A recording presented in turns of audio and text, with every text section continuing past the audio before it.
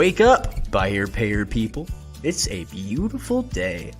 Go grab yourself another cup of joe and say hello to Jim and Michelle Rhoads on the Buy Here, Pay Here Morning Show. Take it away, you two.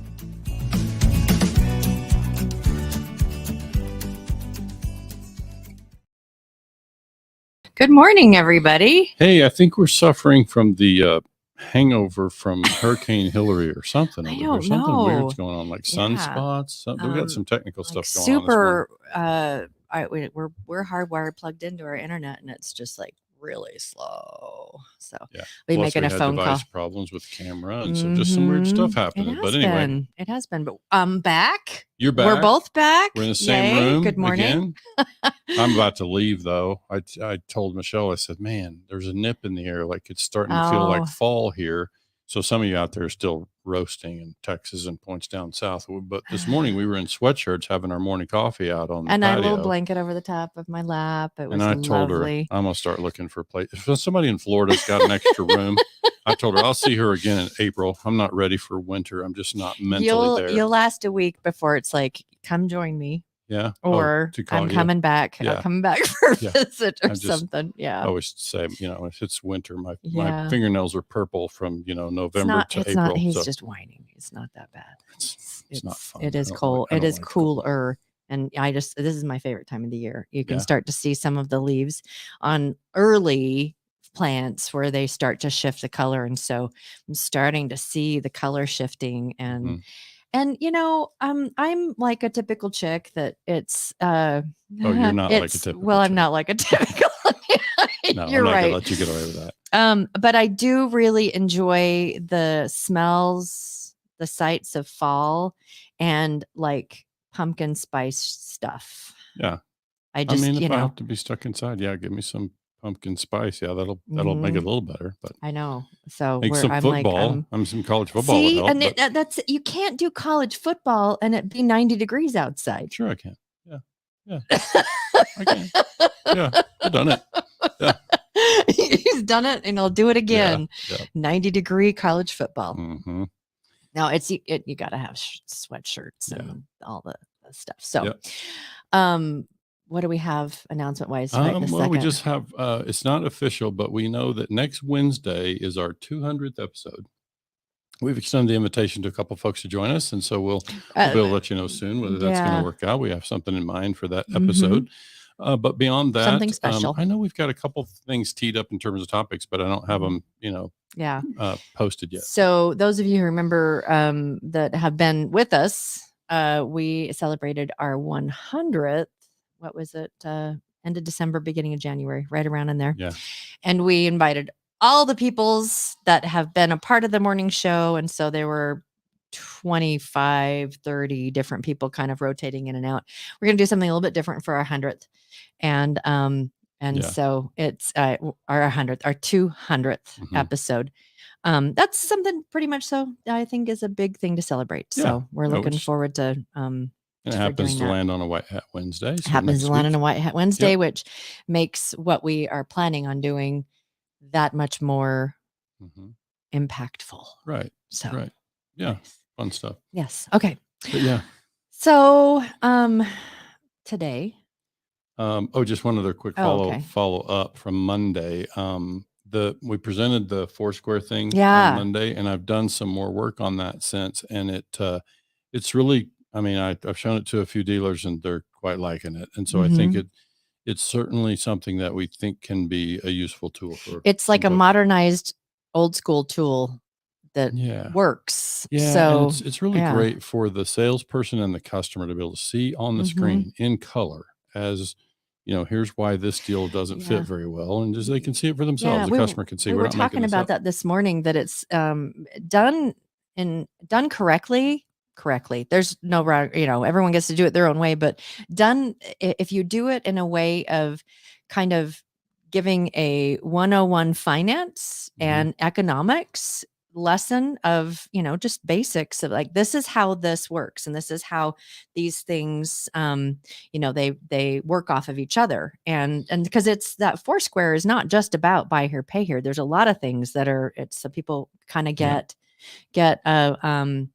understanding about how economics works. Sure. So thanks, good George. morning, George. Oh, thanks. Next up, we're aiming for 1,000 episodes, so we're going to be at this a while. So. Well, we're one fifth of the way yeah. through. That's cake. No, we're obviously enjoying the thing. It's been fun, but yeah, back to the Foursquare thing. I think it's just, it helps people see on a screen, and I say in color, which is helpful, to be able to see, okay, this is the sandbox we kind of got to stay within. We kind of move stuff around and see what fits. And we could look at a more affordable car. We could talk about, I know you want to be at this down or this payment amount, but here's the problem with that, and so it just is an easy way to show people on a screen, what that works. So anyway, I'm excited about what that can be for people. I think that can be a useful tool. Yeah, I do too. I mean, just in the seat of a consumer,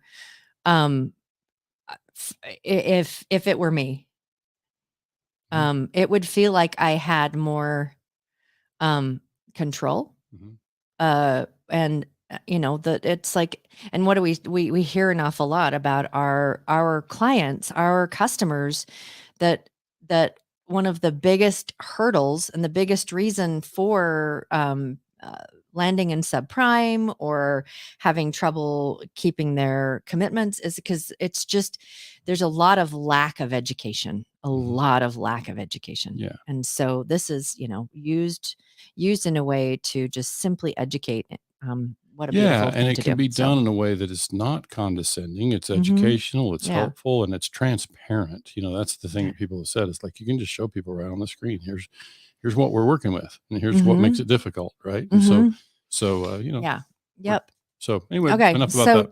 Our topic of the day. Topic of the day is credit reports. Credit reports, and it's like pros and cons. And obviously, I'm going to just state the obvious.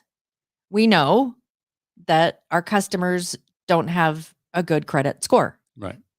Not because they're unbankable. Yeah. So if you're not running off the credit score, and I have seen some people that it's like, if they get below this, I'm not touching them. It's like,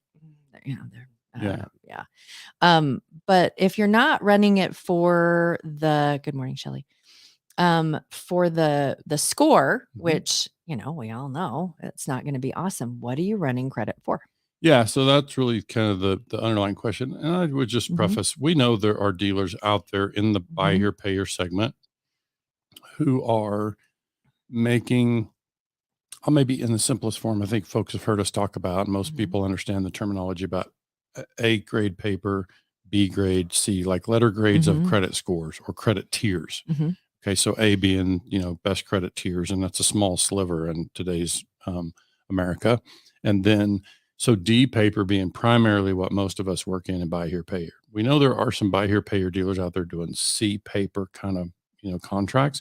And so obviously they're going to use a credit score, and they're going to use some more sophisticated tools. And we know that exists. And let me just kind of explain right off the bat. If you're using one of these more sophisticated underwriting systems like Neo or one of those, then you're going to want a credit score or you're going to want a credit pull, because those systems can pull that credit information in and sweep it.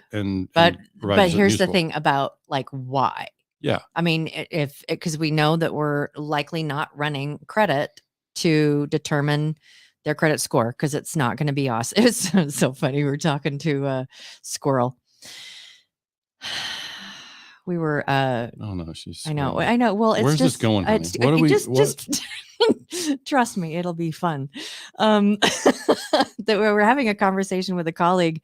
It's just some things that we're collaborating on, and I mentioned I told a story about where I'm sitting here doing a training in Neo with a client of ours, and we pull up just a random thing and we pull the credit score, and they've got like a 650. And I said, oh, that's not bad. And it's just, it's like, I can't remember what the number was. Oh, I mean, it was like, the number was. Okay. Yeah. It's like, that's someone that's just on the verge of becoming C paper. Let's just say Michelle is I'm a Pollyanna. Well, too. No, she's also an inexperienced underwriter. So. Oh yeah, don't hire me for your underwriting team. Is that what you're trying to say? I was trying to say it softer than that, but yeah. No, I think. Okay, squirrel done. Yeah, okay. Go ahead. Gotcha. So, So credit score, obviously tells something, and some people are looking at credit scores and others aren't. I think for me, the way to get there is to ask our listeners that are dealers and underwriters, when you look at a credit score, when you look at a full credit report, what are you finding on there for your particular business model and your particular underwriting strategy? What are you finding on the credit report that is making you decide not to do business? So that's actually the best question. So if those of you listening who have an answer, you can throw it in the comments there. But I'm just saying, as folks listen to this later, it's like, ask yourself that question. What are you finding in a credit report that is going to make you say yes or no? So Facebook user, we do it to confirm identity, and OFAC. What is OFAC? OFAC. It's foreign assets, something or other. Okay. So it's basically kind of a carryover from it's Patriot Act and okay. So like they're not a bad character. Acting, yeah. Okay, so I get that. Okay. And then possible active bankruptcy. Okay. Yeah. So those would be really great examples of bankruptcy. If there's an active bankruptcy that the customer hasn't shared with us. So this goes back to application process. Like, I think I come from an old school approach, and I think that old school in my mind is still relevant. Like, we have these fun conversations sometimes, and I always say, sometimes what some would call old school is really just fundamentals, and the fundamentals still apply. It's like there's certain things, the old blocking and tackling thing we always talk about from football. It's like just basics. It's just fundamentals. So I would suggest that still is true. And that really is about, to me, it's an honesty check. One of the primary reasons, if I were sitting in an underwriting desk tomorrow and had that job, I would be using the credit report primarily for verifying that the information the customer has supplied on the application is accurate. If there are any discrepancies, I want to have a chance to talk to the customer about it before we move forward. So it's simply a way to, check the story. So, it's like, because I think at the end of the day, credit score, no repos, no bankruptcy. Are we moving forward? Maybe. What if the customer claimed to you they'd lived, in the area 5 years, in the area, and you've got 3 different addresses for the last 5 years different states on the credit for report. The last 5 years. So do you want to know about that? Do you want to know that the customer that you're about to do business with for 3 or 4 years, do you want to know that they're lying to you? What would be their basis for lying for you? Why would they misrepresent themselves at the point of application? So I would want to know the answers to that. So, and I know working and listening to Jim is training a lot of new dealers that are just brand spanking new, coaching them into business. The conversation he does like this role play of the conversation about that fact check in the credit report. And it's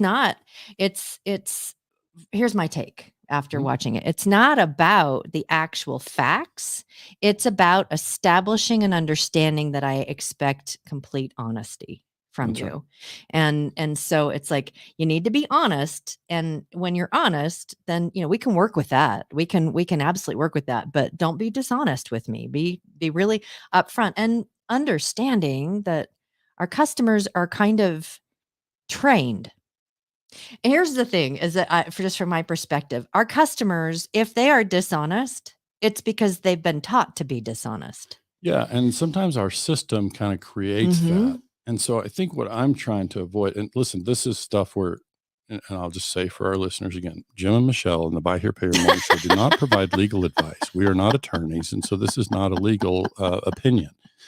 So I think it's just about, obviously you got to do what you got to do for your own sake of compliance. I'm simply saying, I'm not saying I'm not going to do business with that customer that I describe. If I find a discrepancy, I'm just going to have a conversation with them before we move forward. I'm going to get clarity. Most times there's a perfectly good explanation, but as Michelle says, what it does is establish early on, like at the point of contracting, it establishes that honesty is a big deal to us. Like, we want to make sure that we understand who you are and that you're being truthful about your situation. And I don't think that's an unreasonable ask. Well, and it's too, when I mentioned that our customers are taught. So how are they taught? Are they taught at the knee of their parents? Maybe. Are they taught from, like, I got in trouble when I was a kid because I did this and this and this, and so I just would rather, not tell the truth, maybe. I think that the sector that our customers are in teaches them to be dishonest because they're taught that certain things mean no. And so if those certain things don't necessarily mean no to us, then we need to just let them know, you got to be honest, and we can work with anything. We can work with anything. So let's be honest, and we can work around the stuff. Yeah. And I think what it also says in the same breath, and keep in mind, I was running credit reports, way back when I was managing in the late 90s, we were looking at the credit report. And I think what you can do then is bring the tone to the conversation, regardless of what words you choose. The tone can be, look, we're cool with overlooking past credit mistakes. That's the nature of our business. We do that all the time. We just want to make sure that we know what your current situation is, and that, that you're being truthful about, your credit experiences. And so I think, if you think about what that means, and some of the operations that we see and work with are large enough that it's an underwriter's, they're approving deals from a distance, right? They're not actually having a face-to-face conversation with the customer as often as we were, 20 years ago. But in reality, the same rules really apply because, George says, trust but verify, which we absolutely agree. And I think it's really a question of, if I'm just pulling a credit report and I'm just looking at a credit score, then what does that do for me? I already know when the customer walks in the door, they probably have a low credit score. So I just kind of expect that.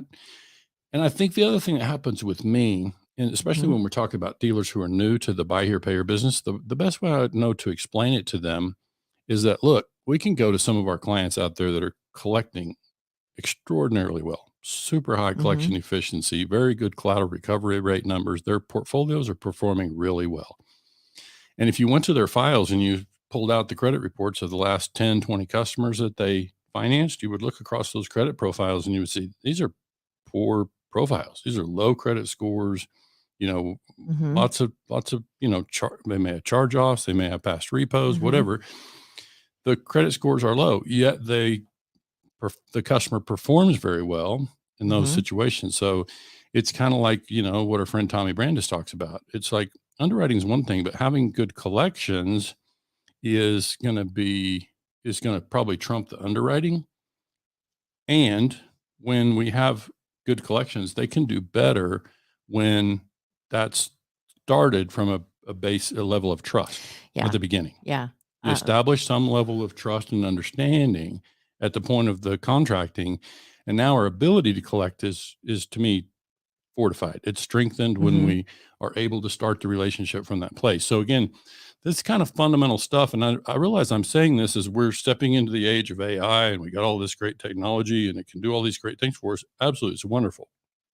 It's not the silver bullet that's going to allow us to step over some of the stuff that we're talking about. It's helpful, and it's going to help you make quick decisions. So, it's White Hat Wednesday. And so I'm going to encapsulate just this part of the credit report pros and cons just for the White Hat. Is it's about establishing a understanding between you and your customers that honesty, if you're honest with us, we can work with that.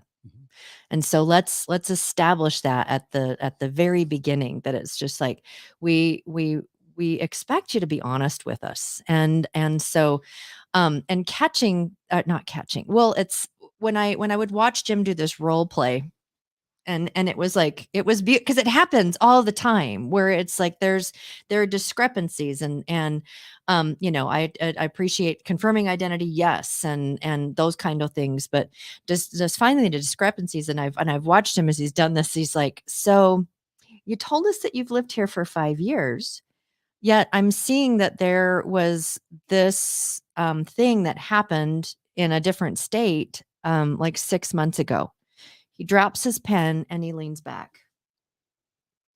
Yeah. And just zip it. So explain that to me. Like, And they'll explain it, and there's usually a perfectly good explanation. Oh, I didn't think about that. I went out and to live with a friend for 6 months, and I bought a cell phone out there, so they ran my credit there, and I didn't end up staying there, but I was just there for 3 weeks or something, so I didn't even think about it. So, okay, I understand. So thanks for sharing that with me. It's just really important, with us. Honesty is a big deal with us. We want to know that, we're being truthful. And so I think, because we're prepared to help in all kinds of credit situations. We just want to know that we understand the full story.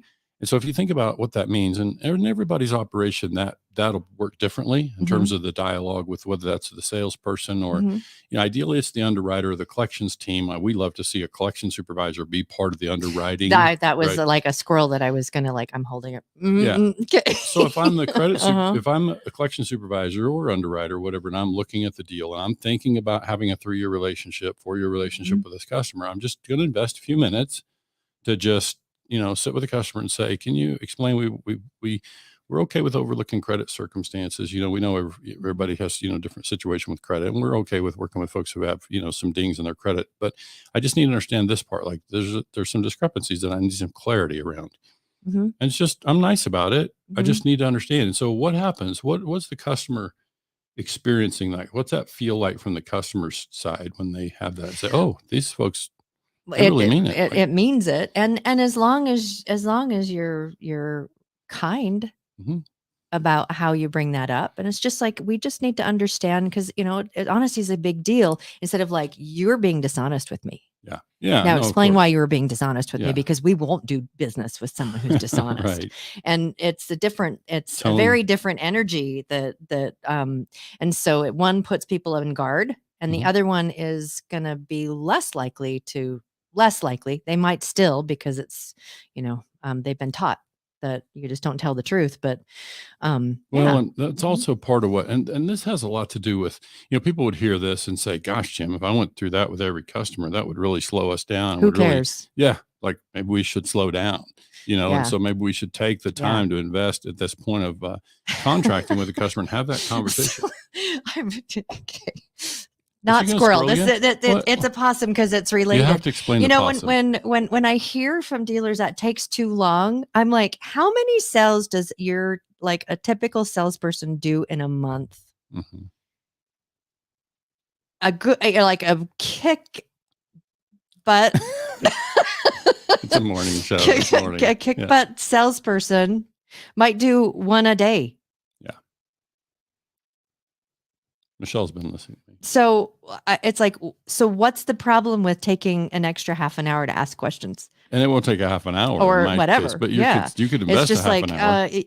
You've got the time, because what you're doing, and if your team understands this, and collections is part of this conversation, they understand that this is like, we're not just about let's move cars, but it's like we're setting a tone and an expectation and a relationship. And if your salespeople understand that what they're doing is they are setting the foundation for a relationship for the next 3 years in trust and honesty, and we've got your back. If you're doing the part that you are committing to, we got your back. And some of you dealers will hear this and you'll think, gosh, why are my delinquencies so high? And why, why are we having such a problem with high repos and first payment defaults? Yeah. This could be your answer. I think this is something to take a look at and say, are we rushing through the actual approval delivery process? And then if so, why are we surprised that we're having trouble with customers on the other side? It's like, the other thing that happens, I think, when you have that conversation with a customer, and you do just ask those questions in a nice way, and you expect there's a perfectly good explanation. And also, by the way, a lot of these things are meant to help identify a straw purchase. For those not familiar with straw purchase, that's that situation where somebody's coming forward to buy and qualify for the car, but they're not actually going to be the ones driving it. They're actually applying for somebody who, for whatever reason, doesn't qualify. And so we're watchful of that. So this process has really got to be slow enough to be able to filter that kind of thing and identify.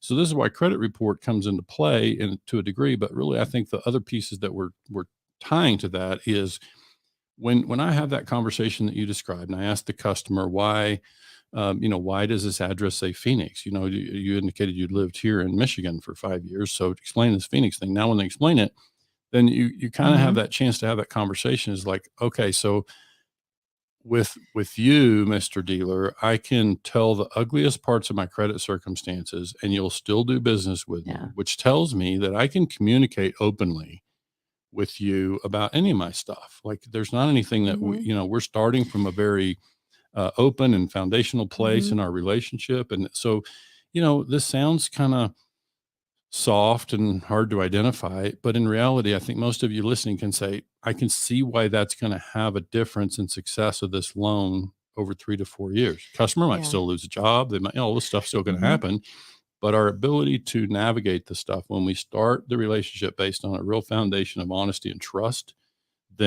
so this is why I say it's still fundamental. We don't, honesty and trust still matters out there, folks. You do everything you can to be able to start that foundation, the right footing, and understanding that you'll probably be, likely you'll be hit with more opportunities to have a conversation. It's like, okay, so let's how can we help you? We need you to take care of this, and then we can help you and do the other. Another part of this, if we can move on to the next part of credit reports. And this is pros and cons, and we know a lot of dealers out there that don't run one at all. Yeah, it's true. And so, they have their own underwriting, and it just, the numbers nerd in me that gets that I like, through being so close to the numbers nerd. It's like, I would really love to see a portfolio sitting next to each other, one that does and one that doesn't, and look at their underwriting practices and see what the success, of each portfolio, because, if there are dealers out there that are way more successful not running a credit report than those that are running a credit report, I really would love to learn why. And so we can spread the news and get that out there. But one other thing that we've been running into with credit reports is, and it's this question, soft pull, hard pull. Should it be a soft pull? Should it be a hard pull? And we've been, just first off, is you can get most of all of the information that you would have those difficult conversations about through a soft pull. Because it's, it's pretty much so everything that you need to know. You're going to know the bankruptcies, repos, the timeline of where they've been at and all that kind of stuff. You're also going to get a score, all of those kind of things. And we've been having conversations recently with, let's don't say the name. No, I'm just saying, we've been having conversations with clients, and it's do we have to pull a hard pull? And we've gotten very, very opposite ends of the spectrum about the answer to that. About, do you have to? Now, see, just the fact that dealers don't pull at all says you don't have to. So, there's nothing that's come down from governmental regulation that says you have to pull credit if you're going to give a loan. There's just nothing there. So then the next question is does it need to be hard or soft, and is it, or both, or whatever? And we've had a lot of very varying opinions on with credit. Because I've heard if you make a soft pull and then you end up giving credit, you have to do a hard pull.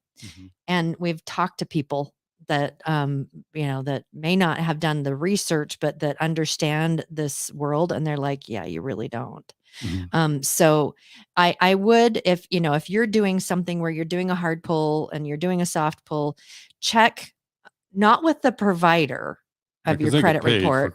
Yeah, not with the provider, but with a legal entity of some kind that can tell you, do you have to? Yet another reason to be a member of your state association. Another reason to be a member of your state association. Sometimes have legal resources available as part of your membership.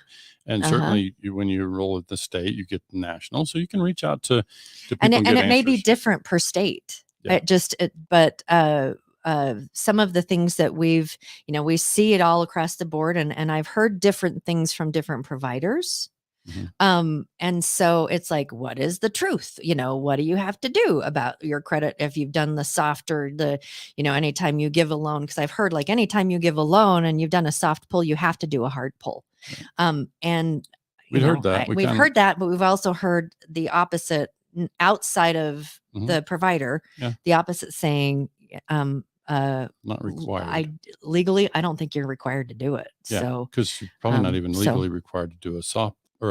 Well, you're not, or there would be rules that we would have to be abiding by every time we give a loan, and there just isn't anything that says you have to. So again, don't come to the morning show for legal advice. We're just simply saying procedurally. Yeah, well, if you are pulling a credit report, we're asking the question, and so we're putting the question in your mind: do I need to? Yeah, go ask someone, because if you don't, that's an overhead question as well. Sometimes that's an expense associated with that. But I think, our main question here today, and we just can kind of wrap up with this, is if you're pulling a credit report, regardless of, where and how you're doing it. Again, if you're doing it inside a NEO or sophisticated underwriting system, then you should have a report, because now you're able to utilize the kind of learning, machine learning that happens inside a system like that.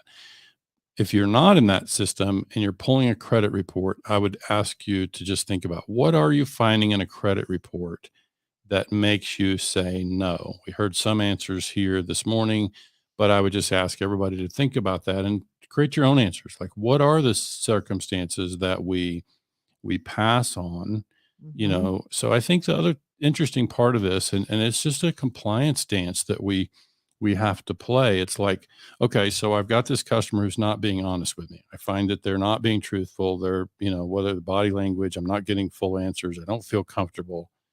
Yet they meet all of our qualifications, right? They have the job time, they have the down payment, they meet all of our, checklist qualifications. Are we going to choose not to do business with them because we don't feel like they're being honest?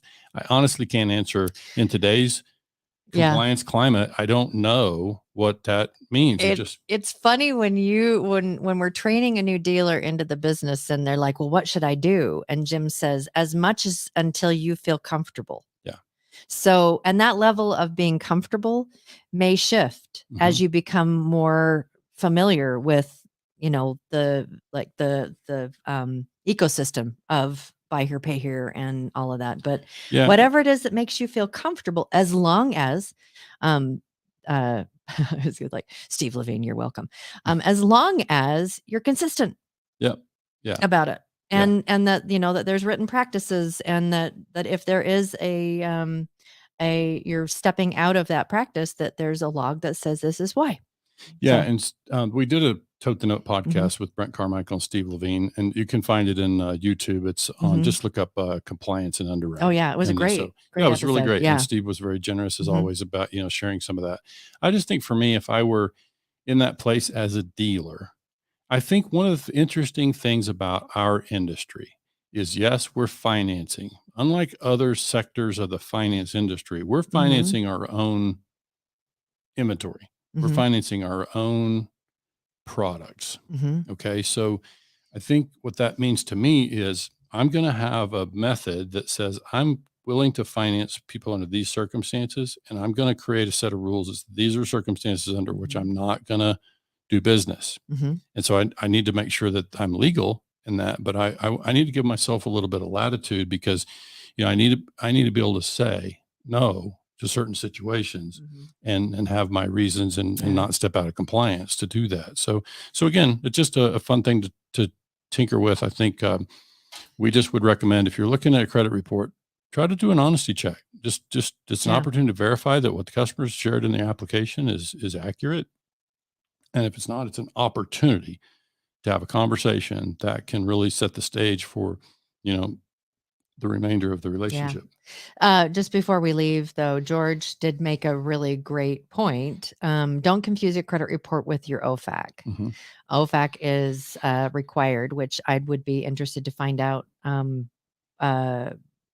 Talk to some legal about, the level of requirement for that. If you sell anything, there are free services to pull OFAC, and you don't have to run a credit report to do just that. Some of your credit providers, provide that. Also, red flag is another thing to watch for. But again, we're not trying to be experts in that area. You talk to your talk to your legal experts and whatever on all those pieces. But we just think that it's something to be aware of and just be watchful of. But we think there's just tremendous opportunity in doing that. That credit report to check honesty. All right. So let's wrap up. Let's let folks get back to the Wednesday. Thank you so much for joining us today. We will be back on Friday, and we just have a couple more episodes before we hit our 200th. So put it on your calendar because Michelle will be here. I'll be in Florida. Have a great day, everybody. Again, thanks so much for joining us.